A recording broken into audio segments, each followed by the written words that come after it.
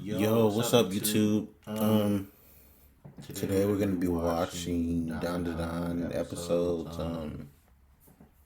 I forgot the episode numbers, but yeah, we're gonna be watching DanDaDan today. So let's get into it. Ira is swinging around like she's Spider-Man or something, pretty much getting the Giants to murk each other. And she was moving crazy. Even old girl here was shocked. Not too long before she jaw-checked her ass, got her looking like Clarence. Evil Eye ain't done though, and he threw his cursed house on Okaru. But sadly, this wasn't Okaru no more. It was Big O. Turned the surrounding area red. Spawned over Evil Eye and had the biggest smile on his face. Yeah, we already knew it was over for that, bro. I'ma keep it a buck. Last week, we was hoed. Yes, you and I, we was all hoed off of the rematch Okaru and Evil Eye was about to have. But the anticipation for the rematch has been at a all-time high. But before we get into the video, I'd like to welcome the sponsor of today's video, being Manta Sleep. Manta Sleep is a wellness brand specializing in good quality 100%. So we pick up this episode with Okaru at Momo's place of employment at the fucking maid cafe, and bro is just flabbergasted to see his girl in a maid outfit. Bro low-key living the dream right now. She called him a bastard, and bro is still turned to the max. I know bro was crazy burked under that table. I just know it. I can't exactly prove it, but I just know it. Trust.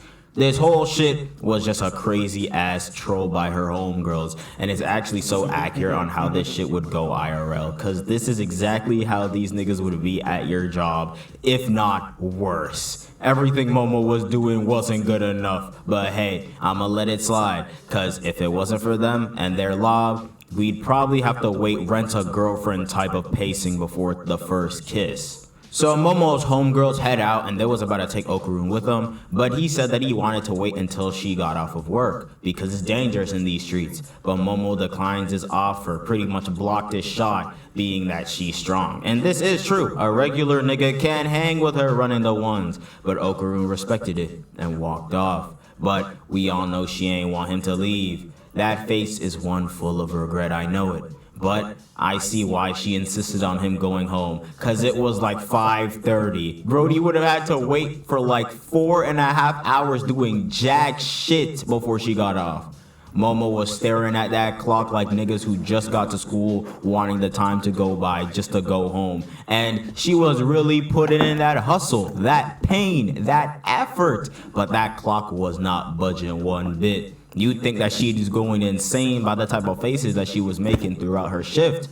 But after a night's work, it was 10 p.m. and she was off. And look at who was waiting for her outside. All the lights were shining in all the right places. Okaru was really acting like her knight in shining armor. Even had his hand out for her to hold. But he tried saving himself because he thought that she wasn't going for that. He thought that he wasn't at that level yet. But Momo had faith. She really passed the ball back to bro like she was LeBron. And she took our boy's hand and started walking with him. This nigga ain't even believe he had it like that. He was flabbergasted himself. So we cut back home to Gigi's training, and bro was already mastering the sit up straight or you'll get the back looking like Mr. Crocker technique. Had my boy Manjiro pushing like he had his life depending on it. And I'm sorry Manjiro, but what the actual fuck do you got on, bro? I'm sorry, this shit is not hard. This is not tough. How are you going to hang around these niggas that have some sort of fashion sense and dress like this? I'm low-key surprised Ira ain't called bro out. Seiko then makes the decision to test Gigi whether he can withstand a drop of soy sauce to try and suppress Evil Eye. Manjiro had the hot water on deck, you know he wasn't about to be lacking. He ain't trying to get kicked into another tree again. As the drop lands on Gigi's hand, this nigga Evil Eye was trying to come out like he was Sukuna when Yuji ate his finger in like episode 2, just straight tweaking. But luckily, Gigi was able to suppress it. Momo and Okarun make it back home after, and both Ira and Gigi start running up towards them, and they quickly bump into each other, and Ira's boba spilled on Gigi. Everyone was prepping the hot water, but Evil Eye popped the cursed house like a domain before he could transform fully. Not gonna lie, that shit was dumb tough. Went straight for Momo to trap her. Okarun was begging for Evil Eye to let her go in to fight him instead. Seiko tries to use a seal, shit flaked like the next second, and he was just walking her down and grabbed her by her collar, and he was about to give her a mean right hook. But this is Momo we're talking about. She always got a plan. She's locked in, cocked a punch with her powers, and sent this nigga to the other side of the house. Really told him to stay 6 feet. She got a man. But he closed the distance between them by pushing the walls together, and his hands were on her throat, bro. He was ready to take her breath away, literally. But she then spits out the hot water that she happened to drink right before. And look at Gigi, bro. He was straight spooked. All the light in his eyes were gone at this moment. He tries to ask Momo if she's straight, but Okarun pushed him out the damn way, hit him with the damn, my nigga, she says she good. We then cut to the farm where Peeny Weenie, yeah, I don't think I'll ever be able to say his name with a serious face, bro. But Okarun came to ask him how to throw a punch, because we know that even though he has a silly ass name, his hands are no joke. But he says no, being that violence is bad. And I mean, hey, I get it, I even respect it. But what was frying me was the fact that he asked Okarun to help him move the sacks. And Okarun tried to make a deal with him after already moving like 90% of the sacks for him, for Peeny Weenie to make him his apprentice, and, you know, a reasonable equivalent exchange. But bro flat out said no. Like, damn. Mankind can't gain something without giving in return, but I guess he's out of the equation since he's an alien, I guess. But you really just used him. He was really working overtime with no pay. We then cut to Manjiro and Seiko outside having a talk, and Manjiro, being the logical one, mentions how they're reaching their limits and for them to get another Hayashi performance going, and if she won't do the ritual prayer, then he will. And my bad, this wasn't even a convo for real, cause bro literally said what he had to say and dipped without her saying a word. But Seiko started spitting and says that as an adult, you want to burden yourself with all the kids' troubles for them to be free with nothing to worry about. But Manjiro hits this with a counter on her, saying that as an adult, it's also important to show kids what reality is. And it really had me like, damn, cause it kind of shows how both their characters are. Okarun is practicing how to throw a punch, and I haven't read Ippo, but shit looks like he's reading Ippo. Turbo Granny was clowning bro's punches, calling them dances. He was trying to hit the Louisiana Jigger song. She asked why he was practicing how to throw a punch, and Okarun responds saying that he wants to get stronger. Turbo Granny asks if there's someone that he wants to take off the map or some. And I'm sorry, but where in the actual hell did she equip another apple from? I know she ain't got no damn pockets on her body, bro. She thinks she adapts with the hot dog reload. But Okarun responds to her saying that he's been pissed for a while and he wants to send Evil Eye flying. So Turbo Granny asks him the question, whether he wants to learn how to throw a punch or get stronger. Okarun says that he wants to throw a punch so he can get strong, but that's not how it works. Turbo Granny breaks it down for him, saying that even if he could throw a punch, it wouldn't make him strong, and that Evil Eye is levels above him in both power and technique. So she asks him again, does he want to be able to throw a punch or become strong? And he answers with, become strong. So Turbo Granny was like, then follow me, little nigga, trying to act all cool and mysterious. As they make it to the school, they try and sneak in, and we see Ira already on the other side of the fence, and turns out she followed him. Oh my goodness, she really couldn't handle when Momo and him were out together just the other day. Okarun tells her to go back cause it's dangerous in these streets, and she's being all sweet and shit. But when TG told her to go back, she popped the transformation, got in front of them, and called her a dumpling. Oh my goodness, Turbo Granny, get back, bro. Turbo Granny was fighting a losing battle, though, I can't lie. She was stepping on you, and you was still trying to swing at her like you was gonna land some. But I mean, I respect it though.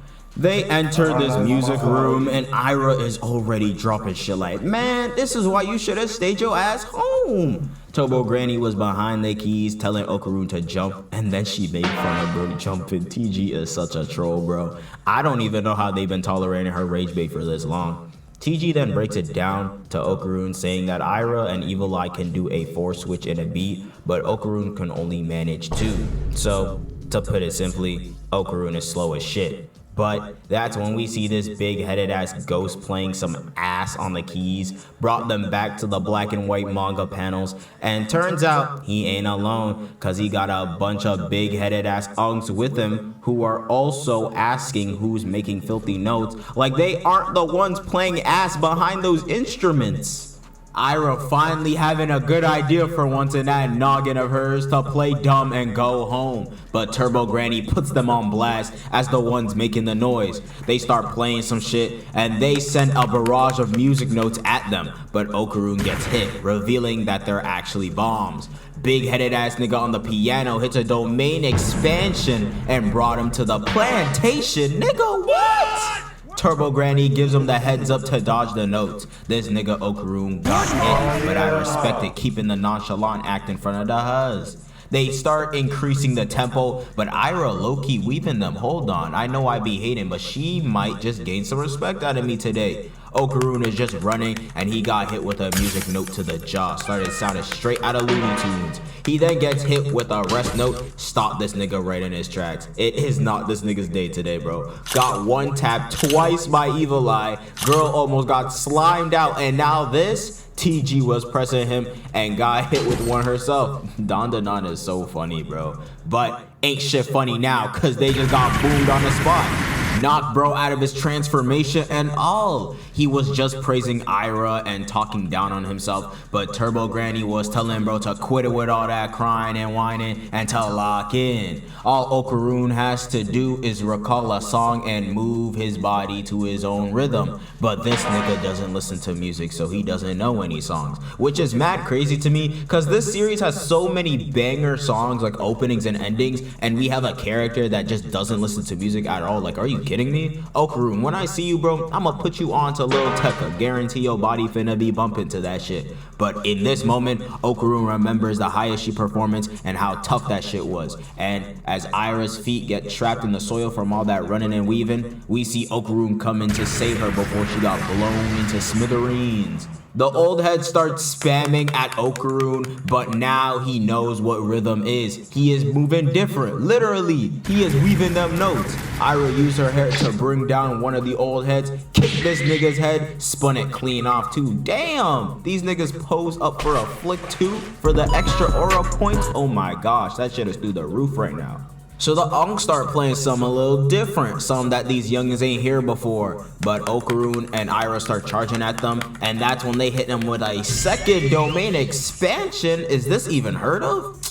It's probably their complete domain or some shit. But now they're in an opera house, and they said choir assemble. There's a quartet of giants starting to erupt from the ground. This nigga got crazy vocals though, I can't lie. But then crowds of people start coming out of the other three's mouths. Honestly, what is DanDaDan even about anymore, bro? I am convinced that the author treats this series like a doodle sketchbook or some shit, bro. Cause anything that comes to mind is just being put onto paper. As Okaroon and Ira are managing to keep the crowd at bay, TG tells him not to focus on them and to mark the musicians who are on stage. They quickly get surrounded though, so Ira tells Okaroon to give him his hand. I just know it was an excuse to hold his hand. I can't prove it, but I just know. She uses her hair to lasso onto one of the giants, and right when they land on his head, the other two giants next to him slime their boy out, trying to knock two birds with one stone. Ira and Okaroon manage to escape it, but she then kicks Okaroon out of the way so she can deal with them and for him to stop the musicians. But they smack her ass down to the ground like she was a fly. She still got some left in the tank though, so she locks back in. Not gonna lie, Ira, you have been promoted. I like this type of hustle out of you, bro. Okaroon starts charging at the musicians and weaving, but more people start coming out of the other levels of the house. Ira is swinging around like she's Spider-Man or something, pretty much getting the giants to murk each other. And she was moving crazy. Even old girl here was shocked. Not too long before she jaw-checked her ass, got her looking like Clarence.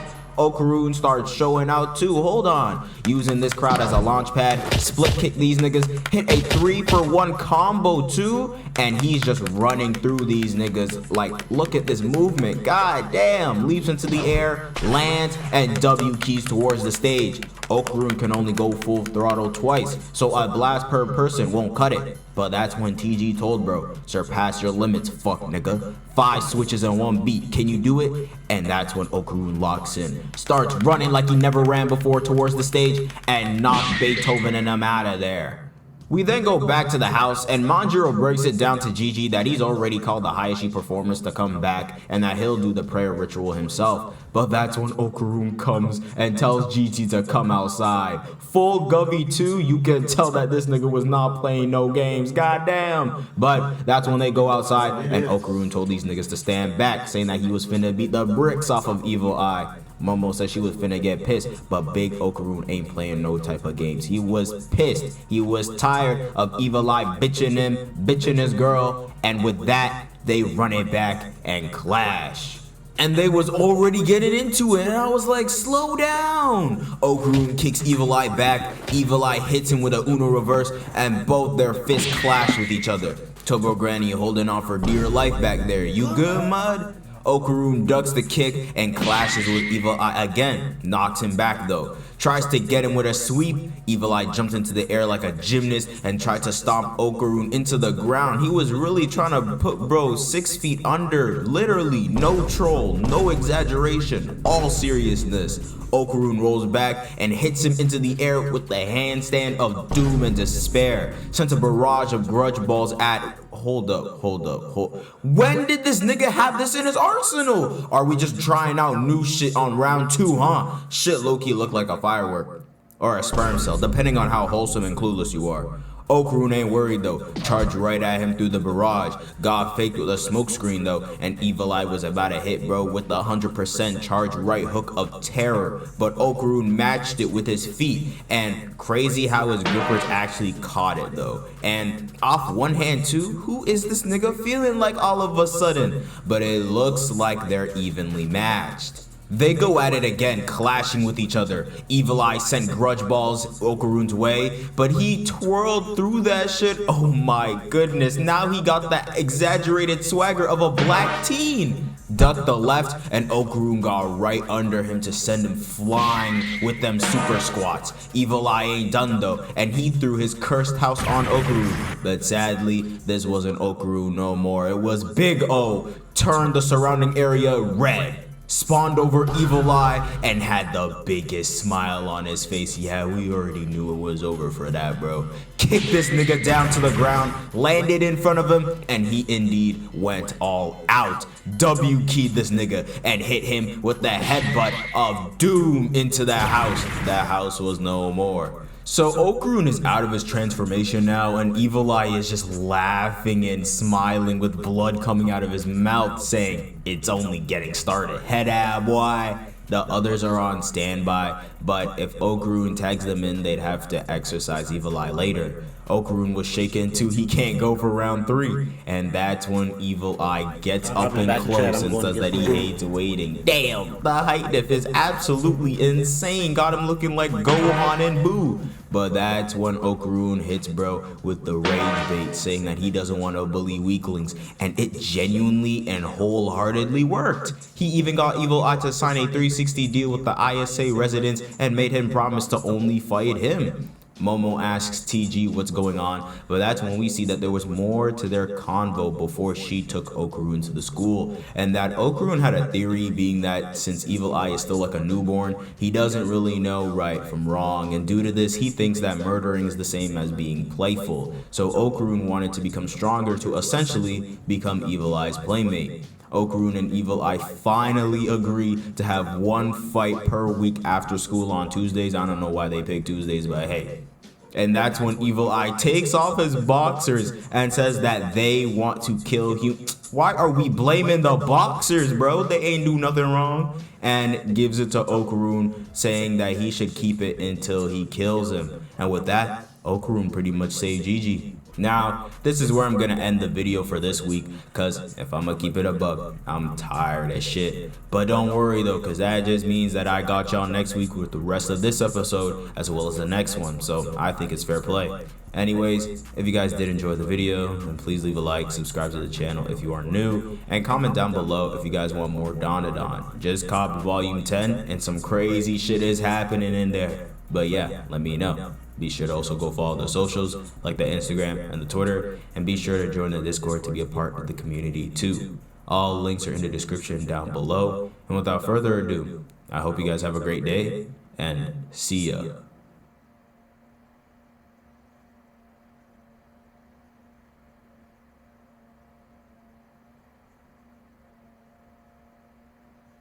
See? I told y'all I'd drop. When have I ever lied to you? Don't answer that. Before we start though, I have a quick announcement to make. Me and my boy Kevin have joined forces and made a duo channel. First video is out now as we speak, and there's more to come. So go over there, sub up, and watch that video after this one. So picking up where we left off, Evil Eye has just made another appearance, nearly killing Momo in the process and doing more damage, mentally and physically. For starters, Evil Eye had the audacity to lay a hand on my precious queen Psycho. There's a reason why Evil Eye has never been spotted in the same room as me. That's because he knows what I'd do to him if we ever crossed paths. How dare he touch me? Low-key funny though, because everyone besides Momo, the person who got attacked, was feeling down. Ira was feeling bad because she didn't do anything, and I can't even blame her. When the time came to get active, she froze. Homegirl hasn't moved in 40 minutes. The lights were too bright. But seriously, Ira's a girl with a big heart, and she cares about her friends. And as the leader, it's her job to take care of her subordinates. Leader of what? Yes! Ira is the leader, bruh. On you, yes, your soul. We all agree that Ira is the leader of the DanDaDan gang. DanDaDan. What are we calling this group, bro? Seriously. The DanDaDan gang. We'll figure that out later. Peep how Momo was reading Ashita no Joe, though. Saved the day and went straight to reading peak fiction. That's why she's the GOAT. Meanwhile, Gigi and Okarun aren't really on speaking terms right now. You know it's serious when they aren't even facing each other. But deep down, Okarun knows that if they want to save both Gigi and the Evil Eye, it'll be up to him to get stronger. So he goes to the one person that he looks up to the most, Ippo. Turns out, he has a human form and works at a dairy farm.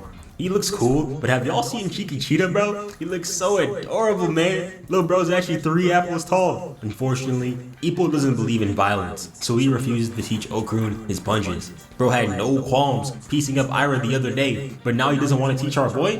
Whatever, man. He even got free labor out of this poor kid, dude. What the hell? Later at home, it's much of the same. Gigi and Okarun still aren't on speaking terms, and frankly, it's looking pretty grim. The priest guy, his name's Manjiro, tells Seiko, am I even saying this right, bro? Tells Seiko that they can't do this much longer.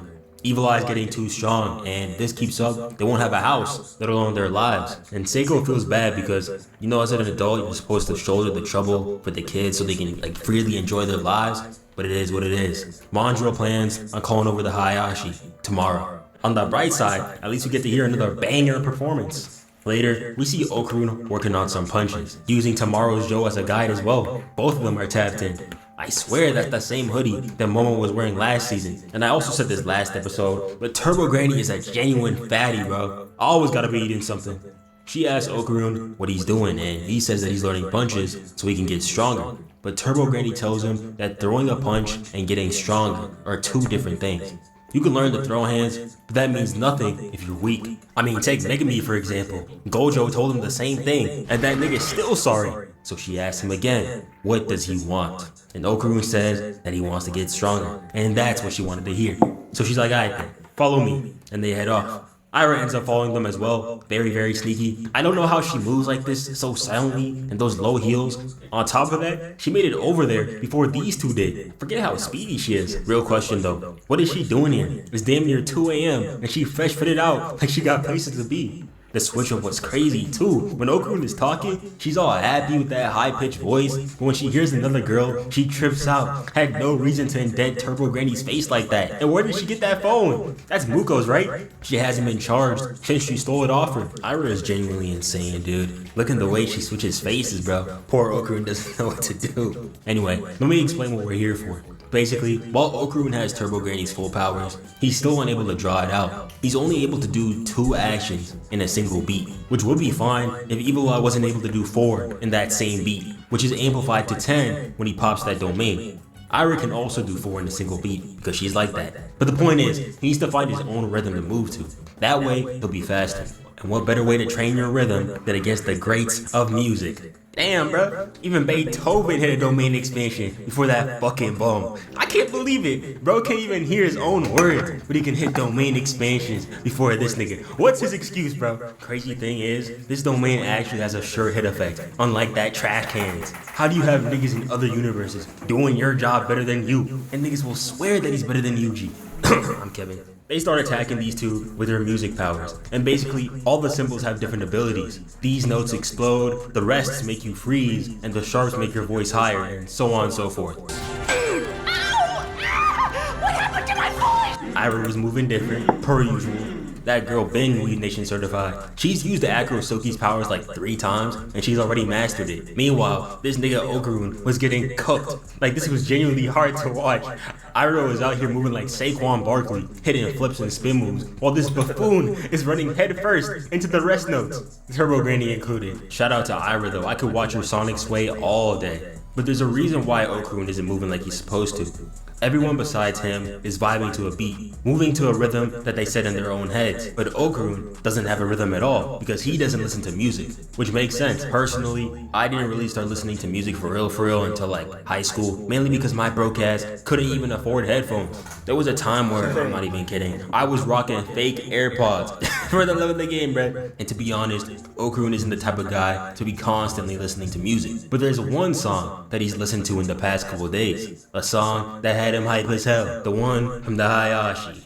And he figures this out just in time, because when Ira got stuck in the ground, he was able to come in and save the day. Editor's note, run that back real quick. God damn, that impact frame is tough. And I'm gonna be honest, Momo and Okurun are definitely the best duo when it comes to like literally everything else, but when it comes to fighting, these two definitely got that on lock. Between how they were moving last time and this, they got it for real. Always moving with that sauce. Even Turbo Granny was looking tough here.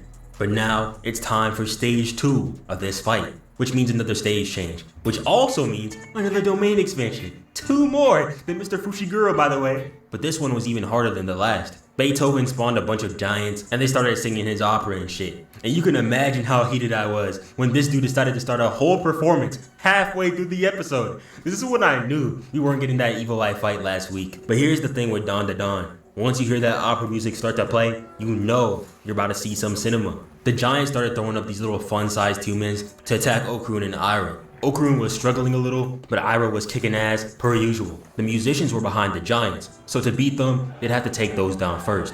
So Ira uses her hair, grabs Okurun, and swings on upwards. They land and end up baiting these two into giving their mans a devious combo. This is where Ira really showed that she's a real one. When the next attack came in, she sent down Okurun, saving him from this dubious hit that almost knocked her out, and then she locked in. No way she was gonna freeze up like the last time. She pulled up, swung on this lady's head, weaved the right hook, knocking that goon out, then hit a backflip, mid-air by the way, quick little hop for the ore farm, waterboarded this guy to the ground, then swung around for that triple kill, and now the rest is up to Okurun. The animation here was so clean, bro. Look at that boy move. And when it was finally time to lock in, he did. That boy understands it now. Beethoven couldn't hear it coming. 5 switches in 1 beat too. That boy moving different. And with that, Okurun and Ira were able to escape the genjutsu. Something interesting that I noticed was Ira's reaction to Okurun complimenting her. Usually she does her little ditzy girl persona when stuff like this happens, but this time she actually froze up. No, Ira, don't do it, bruh. Don't fall in love with him. He's already taken. I feel bad for her because she's really a sweet girl at heart. She don't deserve that pain. Oh well, her and Gigi can be sad together, I guess. Speaking of which, back at home, Gigi and the rest of the gang are talking about the Evil Eye. Manjiro said earlier that the next time Evil Eye pops out, it'll be raps for everyone. I'm more concerned on why everyone's up right now. It's damn near 3 a.m. on a school night too. But at the end of the day, Manjiro is right. Gigi can't control the evil eye. It's a hard pill to swallow, but when it comes down to it, they really should be more concerned about everyone's safety. Gene and Joji, step your ass outside. What the? Yo, who does Turbo Gady think she is, bruh? Out here hitting the duo pose with Oku and shit. Hey, yo, I'm so sorry because I know this is tough because he's standing on business, but I can't take it seriously, bro. He out here looking like... Ew. Calm down, partner. Why you on your knees? Get down, boy. Get down. Stop the killing speed. He isn't laughing at you. Turbo Granny swears she hates Okurun, but she's out here moving like Kamigawa, leading Ipo into the ring. Ayase didn't give a damn that Okurun was calling Gigi out. She was more concerned that he was out this late with Ira, which is valid. But we got other things to worry about. There's business that needs to be stood on. Momo was actually confused because she thought this nigga was trolling. But is she not seeing this? Okurun has never stood this tall in his entire life. His back hasn't been this straight since he left the womb. Let him cook. And Okurun started spitting. He told everyone that he was pissed off that the evil eye was able to attack Momo. And what pisses him off the most is how weak he felt, how weak he is. He wants to help Gigi and continue his promise on helping the evil eye. And to do that, he's gotta beat his ass. Manjiro, annoying ass, came in like, let's calm down, guys.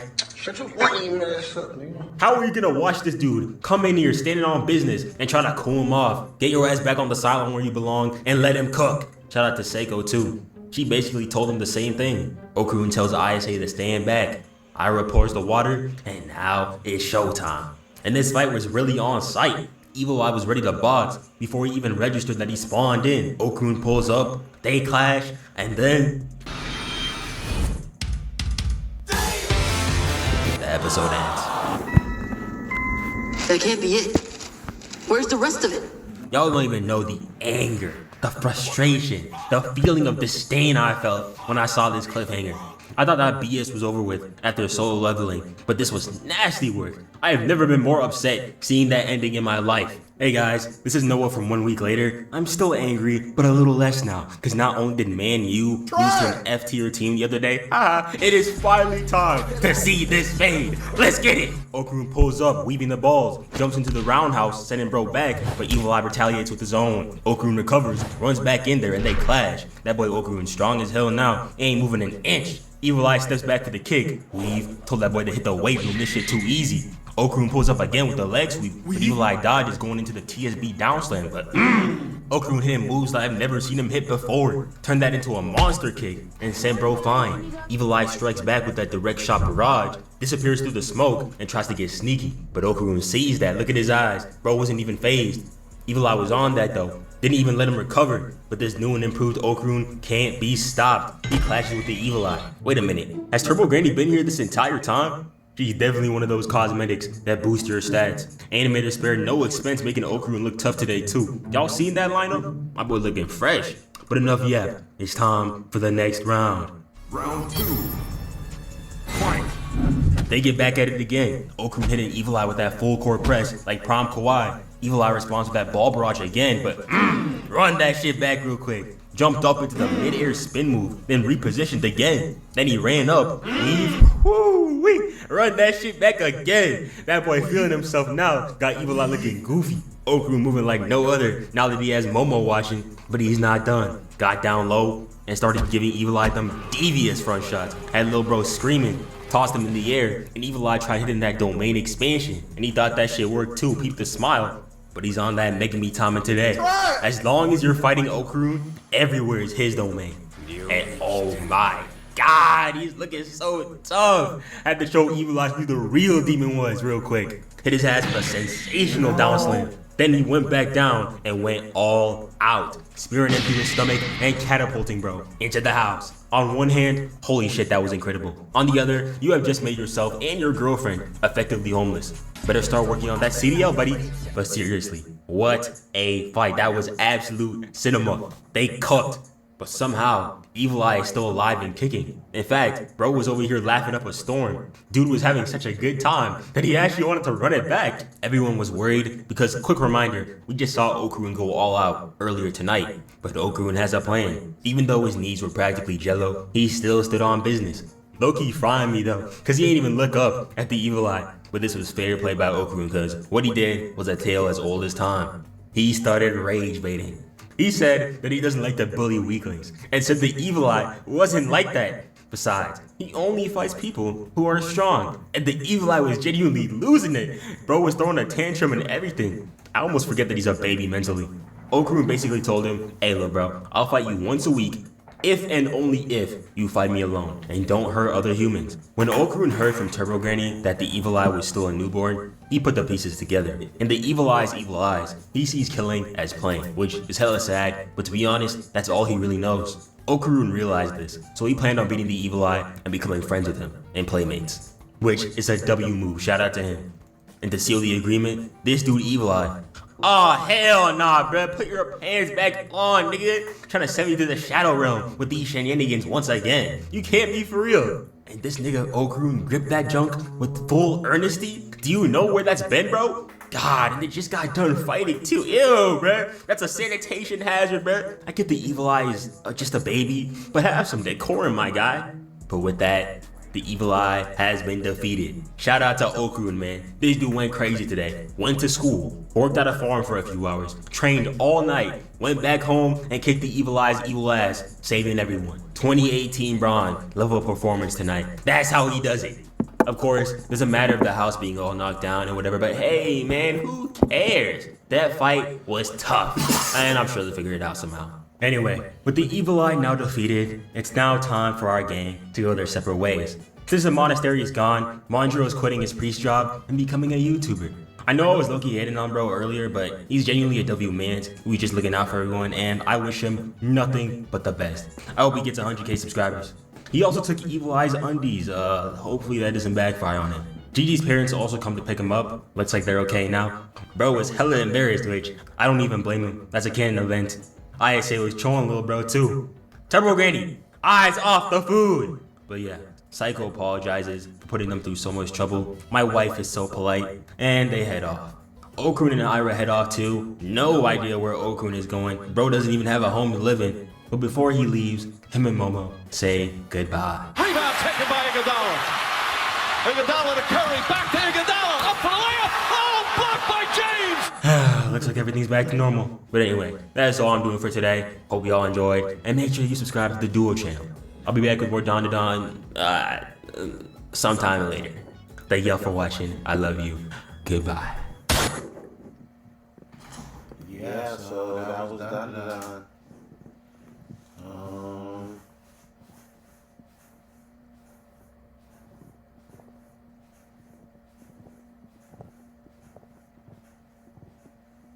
Cool in the 1v1 fight. Yeah, I don't remember Bleach like that, but I think Yukihiro was like, okay, yeah. He was like the number 3 spot or something like that. Who is shooting these games flying around. Naruto beating the brakes off of Naruto, but especially in the base.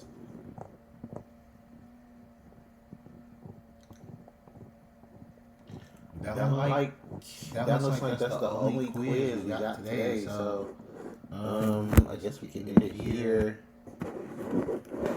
Thanks for watching, subscribe, like, and see you next time.